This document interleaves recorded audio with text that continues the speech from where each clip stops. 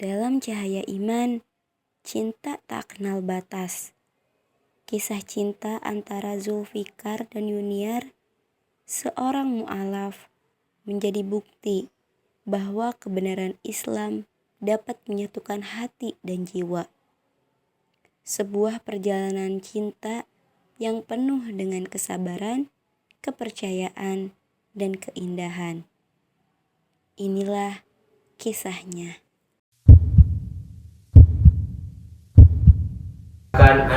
Sebelum video dilanjutkan, hendaknya kita memahami apa itu pernikahan,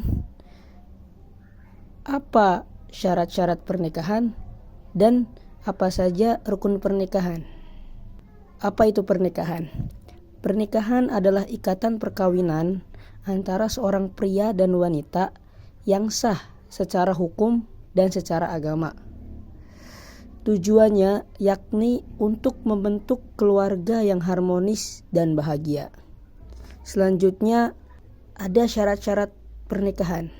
Syarat-syarat pernikahan menjadi dasar patokan sahnya pernikahan pria dan wanita dalam agama Islam.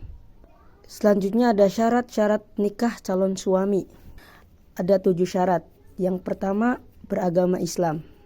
Kemudian yang kedua, bukan mahram calon istri dan jelas halal nikah dengan calon istri.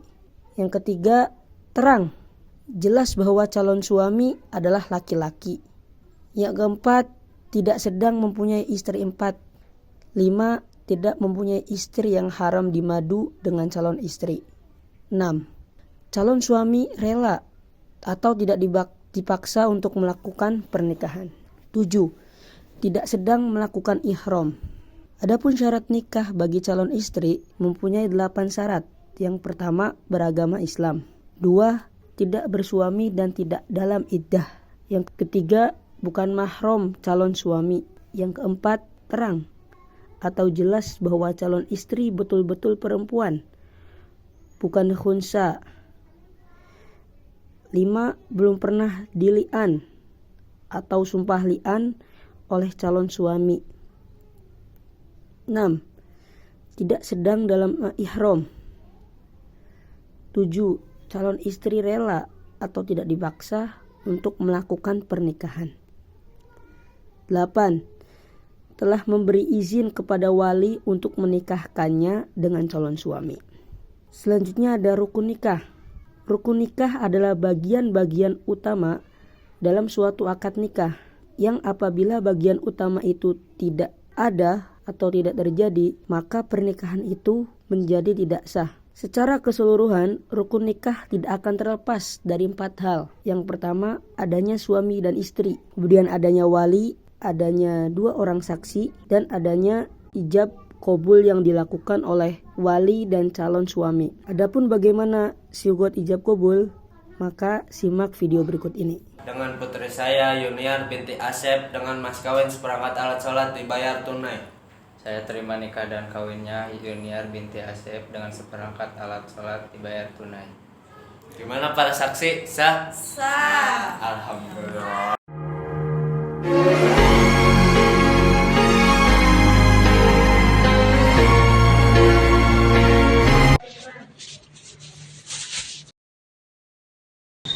Neng lagi ngapain, Neng? Ini Neng lagi baca buku tentang Islam gitu loh. Ternyata tuh Islam tuh indah ya. Iya, soalnya kan Islam itu adalah agama yang rahmatan lil alamin. Oh. Jadi Islam itu agama yang mencintai umat-umatnya. Itu suara azan bukan sih? Oh iya, itu azan. Azan itu pertanda bahwa Tuhan telah memanggil kita untuk melaksanakan kewajibannya, yaitu sholat. Ya. Berarti kita habis ini sholat dong? Iya, sebelum sholat kita itu harus berwudu dulu. Wudu. Gimana caranya? Ayo, ajarin wudu. Ayo kita ke masjid yuk. Tata cara wudhu. Yang pertama, membaca basmalah. Kemudian, membasuh kedua telapak tangan dan sela-sela jari sambil membaca doa. Allahumma ihfad yadi mimma asika kulliha. Selanjutnya, kumur-kumur sambil membaca doa. Allahumma a'ini ala zikrika wa syukrika wa husnika bi'ibadatik. Selanjutnya, membersihkan lubang-lubang hidung sambil membaca doa, Allahumma arihni raihatal jannah wa anta anni radin. Selanjutnya, membasuh wajah dan melapalkan niat di dalam hati. Doa membasuh wajah, Allahumma bayyid wajhi yawma tabyadu wujuhu wa taswadu wujuhu. Selanjutnya, membasuh kedua tangan sampai sikut. Doa membasuh tangan kanan, Allahumma a'tini kitabi biyamini wa hasibni hisabai yasiro. Doa membasuh tangan kiri, Allahumma la tu'tini kitabi bishimali wala min wara'i dohri. Selanjutnya, membasuh kepala sambil membaca doa, Allahumma harim sya'ri wa bashari 'alan nari. Selanjutnya, mengusap telinga sambil membaca doa, Allahumma ja'alni minal ladzina yastami'una al-qawla fayattabi'una ahsanah. Selanjutnya, membasuh kedua kaki sampai mata kaki atau sampai batas yang telah ditentukan.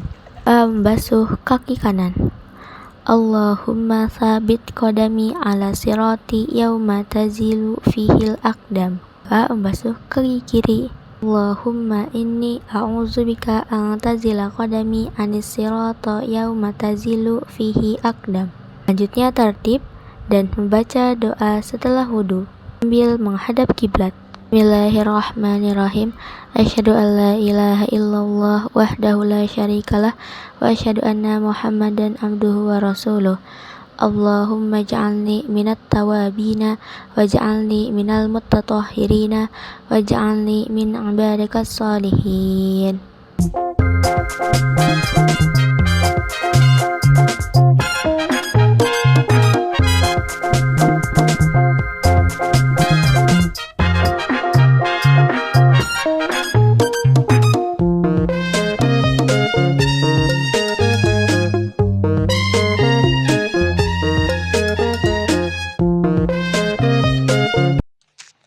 Salat adalah bentuk ibadah utama dalam agama Islam yang terdiri dari serangkaian gerakan fisik dan bacaan doa tertentu yang dilakukan oleh seorang muslim untuk menyembah dan mendekatkan diri kepada Allah. Pelaksanaan salat wajib memiliki syarat dan rukun tertentu yang harus dipenuhi agar salat tersebut menjadi sah, seperti niat, berdiri bagi yang mampu, membaca Al-Fatihah, ruku, sujud, dan tertib dalam pelaksanaannya. Salat merupakan salah satu dari 5 rukun Islam dan wajib dilakukan oleh setiap muslim yang telah balik dan berakal. Salat memiliki makna spiritual yang mendalam, yaitu sebagai sarana untuk mengingat Allah, memohon petunjuk, serta membersihkan diri dari dosa-dosa kecil. Meninggalkan salat wajib tanpa alasan yang dibenarkan dalam syariat dianggap sebagai dosa besar dan dapat mengakibatkan konsekuensi spiritual yang serius. Oleh karena itu, setiap muslim diwajibkan untuk menjaga dan melaksanakan salat wajib tepat pada waktunya sebagai bentuk ketaatan dan penghambaan kepada Allah. Ada 5 salat wajib yang harus dikerjakan setiap harinya, yaitu salat subuh dengan 2 rakaat dilaksanakan setelah terbitnya fajar hingga sebelum matahari terbit. Salat zuhur dengan 4 rakaat dilaksanakan setelah matahari tergelincir ke barat hingga menjelang waktu asar. Salat asar dengan 4 rakaat dilaksanakan setelah waktu zuhur berakhir hingga menjelang matahari terbenam. Salat maghrib dengan 3 rakaat dilaksanakan setelah matahari terbenam hingga hilangnya cahaya matahari di ufuk barat. Salat isya 4 rakaat dilaksanakan setelah hilangnya cahaya merah di ufuk barat hingga menjelang fajar.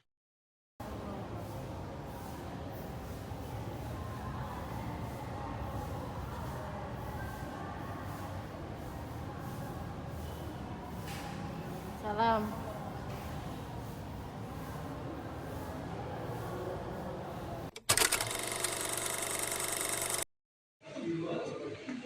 Mbak, di rumah kamu ada air gak? Gak ada, iya makanya aku juga mau wudhu sekarang. Udah yuk cari aja ke tetangga. Kesini yuk. Assalamualaikum. Waalaikumsalam. Kenapa ya, Bu? Mbak, ada air gak di rumah Mbak? Oh, nggak ada air, Bu. Oh iya, sama di rumah kita juga gak ada. Mbaknya udah sholat belum? Belum, saya nggak tahu caranya kalau nggak wudhu itu gimana. Ada Mbak, caranya tayamum. Ayo kita bareng-bareng tayamum ya Mbak. Oh, ayo. Jadi gini ya Mbak Yunia, tata cara tayamum. Yang pertama itu niat. Ikutin ya niatnya. Iya. Nawa itu tayamuma listibahati solati fardu lillahi ta'ala. Yang kedua, tempelkan tangan kepada debu. Terus tiriskan tubuh dengan cara mengepakkan kedua tangan. Setelah itu diusapkan tangannya ke muka. Setelah itu tempelkan lagi tangan kepada debu dan tipiskan lagi debu tersebut. Terus selanjutnya mengusap tangan.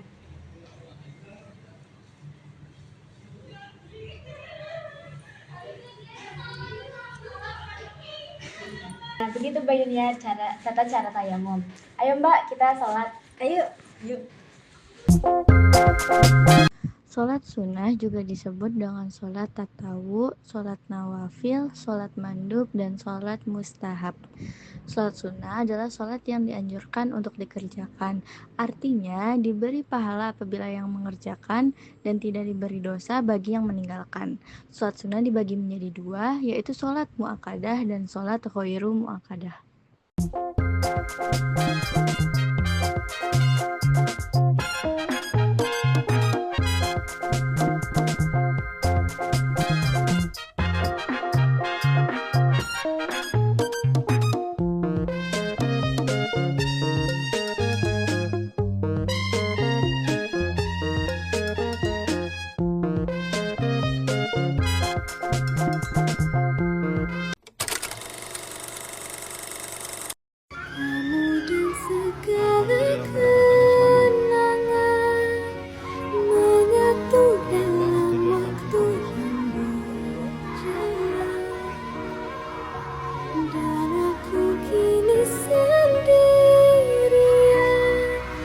Mandikan jenazah merupakan langkah awal sebelum jenazah tersebut dikafani dan disolatkan. Karena jenazah sebelum bisa disolatkan harus dalam keadaan suci. Berikut adalah tata cara memandikan mayit jenazah dalam Islam. Kita butuh persiapannya. Yang pertama menyiapkan air hangat dan daun bidara. Yang kedua menyiapkan kain kafan. Yang ketiga menyiapkan tempat memandikan yang bersih dan tertutup. Yang keempat menghadirkan minimal 2 orang untuk membantu memandikan. Langkah-langkah memandikan. 1. Membersihkan kotoran dari tubuh dengan air hangat. Yang kedua membuka pakaian dan perhiasan. Yang ketiga memandikan bagian kanan terlebih dahulu kemudian bagian kiri. Yang keempat membersihkan wajah, tangan, dan kaki. Yang kelima membersihkan rambut dan kepala. Yang keenam menggosok gigi dan membersihkan hidung. Yang ketujuh membersihkan lubang kemaluan dan anus. Yang kedelapan membilas tubuh dengan air hangat. Yang kesembilan mengeringkan tubuh dengan handuk. Khitan dan perawatan tambahan.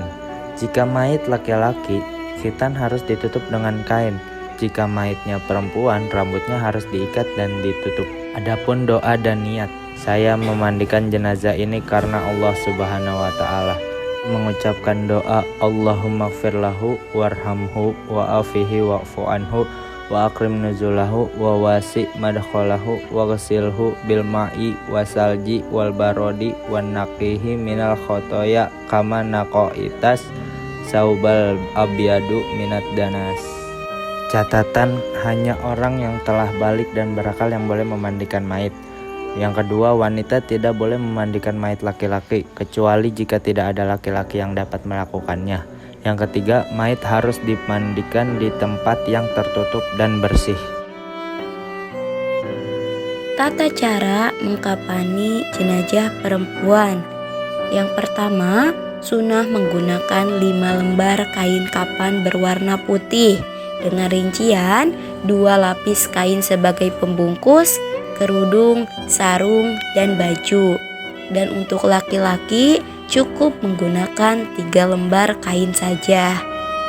Dan menggunakan kain kapan selain warna putih adalah makruh hukumnya. Yang kedua, setiap lembar kain kapan tidak wajib menutupi seluruh badan jenazah. Namun, kombinasi dari 5 lapis kain kapan tersebut wajib menutupi seluruh anggota badan.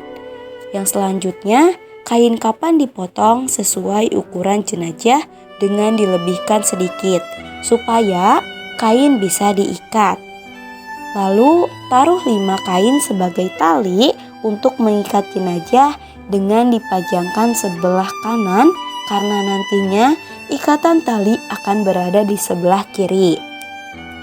Jumlah ikatan ini tidak ada ketentuan khusus, disesuaikan dengan kebutuhan saja. Dan tujuan dari ikatan pada kain kapan adalah agar kapan tetap rapi dan tidak berserakan saat ditandu nanti. Lalu setelah itu rentangkan kain pertama agak geser ke sebelah kanan jenazah. Kemudian rentangkan kain kedua agak geser ke sebelah kiri jenazah. Lalu rentangkan baju tepat dengan tubuh jenazah. Setelah itu barulah rentangkan sarung dan kerudung pada lapisan paling atas. Nah, setelah itu sempurna, 5 kain kapan direntangkan, berilah wewangian pada kain kapan tersebut. Lalu letakkan jenazah di atas kain kapan yang sudah tertata rapi dengan hati-hati sehingga aurat jenazah tidak terlihat. Kemudian kedua ibu jari kaki jenazah diikat dengan tali secukupnya. Tangan jenazah disedekapkan dengan posisi tangan kanan di atas tangan kiri. Namun, menurut Syafi'iyah, menyekapkan tangan tidak wajib. Boleh meluruskan kedua tangan di samping badan kanan atau kiri jenazah. Nah, setelah itu tutuplah setiap lubang tubuh jenazah dengan menggunakan kapas, termasuk lubang kemaluan depan belakang tanpa melihat aurat jenazah. Setelah itu, lipatlah kain kapan mulai dari sarung, kerudung dengan rapi. Setelah itu, lipat baju untuk menutupi sarung dan kerudung. Setelah itu, ambil kain yang menutupi aurat jenazah sebelum melipat kain yang terakhir. Setelah itu, lipatlah kain yang keempat dan kelima untuk menutupi seluruh anggota badan jenazah. Apabila jenazah dalam keadaan ihram, maka bukalah wajah jenazah. Kemudian, ikatlah tali jenazah dengan ikatan yang mudah dilepas dengan menempatkan ikatannya berada di sebelah kiri untuk memudahkan seseorang melepasnya ketika berada di dalam kubur karena jenazah menghadap kiblat. Setelah itu barulah jenazah siap untuk disolatkan.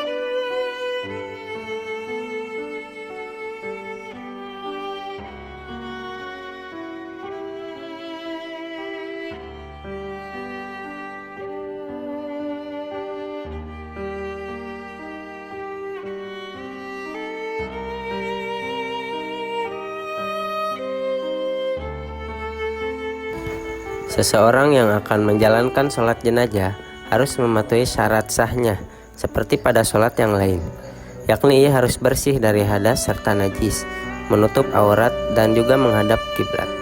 Sholat jenazah harus dijalankan setelah jenazah dimandikan serta dikafani. Jenazah harus diletakkan berada di sebelah kiblat dari orang yang menyolatkannya. Adapun rukun-rukun dari sholat jenazah yaitu niat sebelum memulainya. Jika jenazah itu laki-laki, imam berdiri sejajar di kepala jenazah. Jika jenazahnya perempuan, imam berdiri di sejajar dengan pusar mayit tersebut. Sholat jenazah harus berdiri untuk orang yang mampu, dan sholat jenazah terdiri dari 4 kali takbir. Takbir yang pertama. Setelah takbir yang pertama, imam membaca surat Al-Fatihah. Selanjutnya, setelah takbir yang kedua, membaca salawat kepada Nabi Muhammad SAW. Pendeknya, Allahumma sholli ala Muhammad wa ala ali Sayyidina Muhammad. Atau bisa yang lebih panjang dengan dilanjut dengan salawat Ibrahimiyah. Setelah takbir yang ketiga, membaca doa untuk jenazah, yaitu doanya Allahumma gfir lahu warhamhu wa'afihi wa'fu anhu. Jika mayitnya perempuan, maka diganti domirnya dengan domir Allahumma gfir laha warhamha wa'afihi wa'fu anha. Atau bisa lebih panjangnya, yaitu sebagai berikut. Setelah takbir yang keempat, membaca doa lagi untuk jenazah, yaitu Allahumma la tahrimna ajrahu wa la taftina ba'dahu waghfir lana walahu. Setelah takbir yang keempat, kemudian membaca salam. Assalamualaikum warahmatullahi wabarakatuh. Assalamualaikum warahmatullahi wabarakatuh. Setelah itu membaca doa untuk mayit.